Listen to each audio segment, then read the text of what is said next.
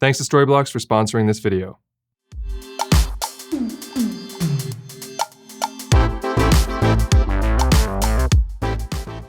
All right, Josh, I got a bit of a predicament here. I like tech. That's probably why what my channel was inspired by in the first place, is that I do the kind of stuff and then I just make videos of like, if I was into it, that's the video I would want to watch, right?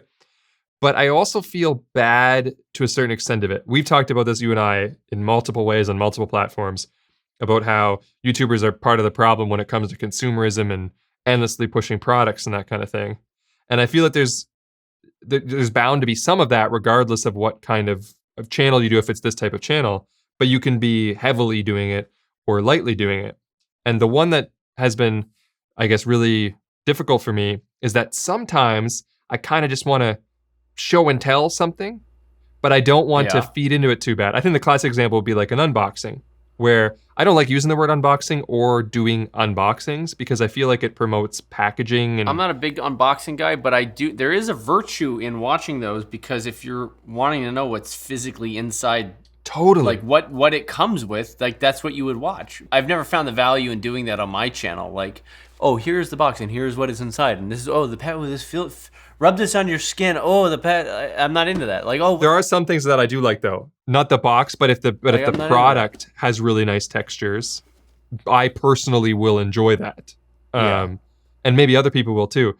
It's this fine line, and I guess I want your thoughts. So I'm not proposing that I do unboxings, but what if I wanted to, just sort of share how I was excited about a product, but it's not like a big technical Gerald and Dunn review thing, but instead just kind of like, you guys gotta check this out. And I could like whip open the box and be like, here's what you get. I could throw the box away because this is an unboxing. I'm not trying to glorify consumerism, but like, look how cool this thing is. But then just by doing that, am I not being like, buy more things? That's kind of what I feel like I'm doing. So there's a lot to unpack here, but there's a big core topic that kind of gets me going, which is that my soul is kind of being slowly eroded away at how much I'm telling people to buy things and making them. I find myself caught in crossroads. Like at one end, my job is to show people like what products to buy and what I'm using them for, and to get them excited about the tech and maybe educate them on how to use it stuff so that they know how to do it. And I am rewarded for that. I am paid in affiliate links or sometimes brand deals, or the brands will physically pay me to do a video and show them how to use this product, like right? Showcase or whatever, yeah. Exactly, that's my job. Like I don't want to step out of that lane. But on the other hand, like I see what society is going through. I see how much garbage is in our oceans. I see the inequality between the rich and the poor, and just how that gap seems to be growing. And it's all it's all blended with this kind of consumerism. Oh, hold on, I'm getting a call. Who's calling me? What brand is calling me, wanting me to shut the hell up? Nobody. Get it. Shut it down. Shut it down. Shut this guy. You signed that contract. You said you weren't going to talk about that. You're not. We're listening in. Or even just like, people get rid of a phone every year or whatever. That one's tough for me too. Oh my God. Like, I'm sorry. Dude, that's probably my biggest gripe with Apple. I hate the fact that they make us feel that this $1,400 phone is now obsolete a year later.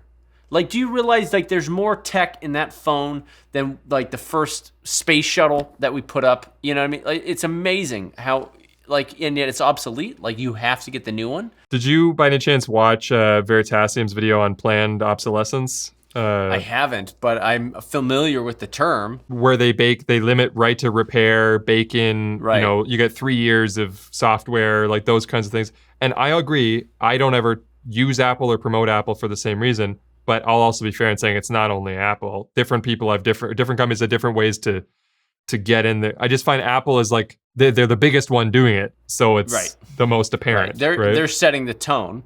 I'm sure other brands that I will do repeated. I'm not gonna say their names, but the repeated videos on, they are 100% repeat offenders on planned obsolescence.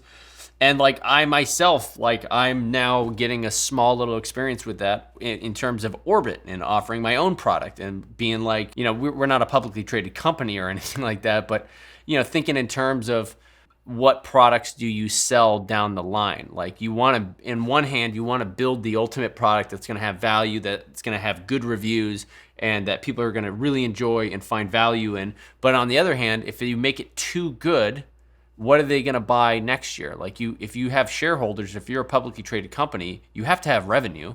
You know what I mean? So, and there's some a lot other of company, influence always trickling down that leads to a lot of like evil seeming action. like it's a huge system. I don't think there's an easy fix, but it eats away at me a little bit that I'm a part of that, and I'm like telling people to buy things when half the time what they really need is just technique. You know what I mean? Well, and the very platform that you use is sort of stacked against you in that way too, because you've probably seen videos. If I make a video on like a fun lighting technique, or I make a video on the next camera, we know who's winning that battle. You know what it is? I know what it is. I figured it out. I was thinking about this like this morning. People love excuses to not do work. Right? So like if you do a lighting tutorial, you're showing them the steps on how to do something. That's work for them. But if you did a video... That's a fun way to look at it. Yeah, it's like... but if you do a video where you're like, this camera shoots 16-bit raw linear and look at the imagery that it gives me, you're giving them an excuse for the camera to do the work. And one has sort of homework and the other one is just like entertainment. I think a lot of us really do like being sold. We like buying things. We like the fantasy, like that this device is gonna solve our problems, that you're gonna get beautiful imagery with just this camera body alone and no lens attached. You can get this, you know what I mean? You don't realize like the $6,000 lens that was attached to it that actually has more characteristics of the image than the actual camera body. You can buy the solution, you know, versus learning. Watch me next week. Literally next week. I'm like, this camera solves everything. It does everything for you. Look at this. And it even made you a sandwich. Pow. It's a tricky kind of like fence or whatever the term is, where you can go fall on either side of it, where it's, are you just selling things because, yeah, I get rewarded the same way, affiliate links, all that stuff. And if I say a product's really good, buy it, then I'm gonna make a few points when somebody buys it. But at the same time, I don't wanna feel like I can't talk about products that I find interesting just because of the issue that's going on with consumers and that kind of thing. It's like, how do I make it where I'm a magazine, but then again, magazines are all about selling stuff too. So it's the same problem, right? You got to fill ads and everything. You can't, there's no way around it. You can't escape it. If people stop selling things and other people stop buying things, the economy would just, it would. So how do I do an unboxing? Again, I'm not going to focus on the box part. In fact, I would love if the boxes were just, like I said, recycled stuff. And I'd be like, ooh, nice recycled box, you know, good choice. And then you throw it. I mean, that is one thing that I do appreciate when I see, you know, for example, Polar Pro. I love it. They used to do elaborate, glossy, fancy stuff, and now they're just... And now it's paper, and that's something I appreciate. I'm like, that's something I actually will unbox to show they're making a good choice. Look at the box, you know, and I won't show the fancy box. Just don't make it out of plastic. Just stop making it out of plastic. Just make it out of paper. And it doesn't have to be over elaborate so that it's bigger and then more then it's harder to ship and everything, you know. Dude, make it as you know, lean. It's crazy now that I have this whole kind of rounded experience of like manufacturing and the Kickstarter and just like building a product, and like it's so much cheaper to go with foam and like, or certain materials that are petroleum based are just easier and cheaper, and you know, it is an expense, but also there's like logistics behind it, because you have to like remember, if you're building a big product, it's going to be packaged and stacked. Like they're going to stack 40 of these tall and 30 wide. They're going to be on a shipping container, which is going to be rocked around at sea, and they're going to be loaded onto a train and then onto a, like you need to make parked sideways in the Suez Canal. Exactly. And then all of that stuff, and then it's delivered to Gerald, and Gerald opens it up and he's like, I hate the smell. You know, like here's a bad review just because like you went with this one packaging material that smells like glue, and then Gerald completely undid your entire manufacturing process, and it's like, you know what? That's why I haven't reviewed the Orbit. It smells too funky, and I didn't want to throw you under the bus. I would give this product 5 out of 5, but you know, it smelled kind of like glue. So I give it five stink lines out of 5. Oh, jeez, and you got the stink lines and everything. I'm hopeful for the future. Like they have mushroom packaging. You know, I haven't got my hands on that yet, but I've read about that. Like mushrooms? What they do is they take I think it's a bin of hay, and they have this type of mycelium mushroom that will start breaking down the hay, and as it breaks down the hay, it grows into this mushroom block, which is it emulates foam. Like a fungus? It's like a foam fungus? Yeah, exactly. And you're not just packing your orbit with cremini. That would be great. You eat it later, you know. It's great. It's a little great saute. With a little bit of white wine, tonight's specialty, white wine, rosemary, capers, you know, little sauteed in butter, some garlic, and orbit packaging.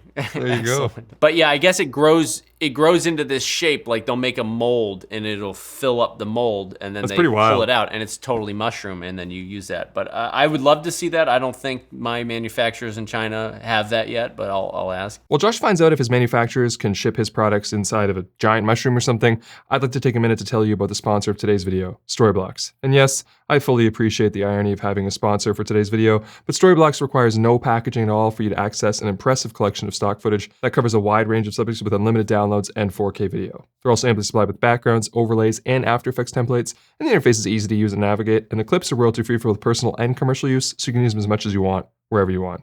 So if you think you could take advantage of a fantastic library of quality stock footage and effects, check out Storyblocks using the link in the description below. What's the best approach then? Like, for instance, I'm not going to do it right now, but I've got a whole bunch of computer gear sitting over here because I'm going to build a new editing rig. If I wanted to make a video being like, these parts are sweet, and I'm not trying to sell the parts, I just think the parts are sweet. But there's actually the downside too, where this last year has been one of the hardest years ever for a lot of different tech sourcing. So there's also the side of me where it's like, I don't want to be flexing on everybody with these computer parts because they're easier for me to get than they are for the general public. So then I make a video, look at this cool part, and then everybody would be like, yeah, I wish I could get that, but it's a tough, what do I do? How do I share that I'm into it? I think everyone watching this will agree that you have definitely worked hard enough to deserve that. So if you're getting front of the line perks in sort of like purchasing power for these components that are hard to source or sold out or just you can't get a hold of them, go for it. Like, don't feel bad about it. But how do I do it in a way where it's not just, would you say if you're a viewer, is there a point where you evaluate it more like, okay, this person's trying to sell me something versus this person just digs it and I'm watching this for entertainment? You know, what makes your needle move? From my point of view, if it's a hard to come by part, I want to know if it's worth the squeeze. So I'm vicariously living through you, and I'm hoping that you enjoy it. I don't think that you're bragging or, you're flexing your star power by getting the CPU that I can't get a hold of.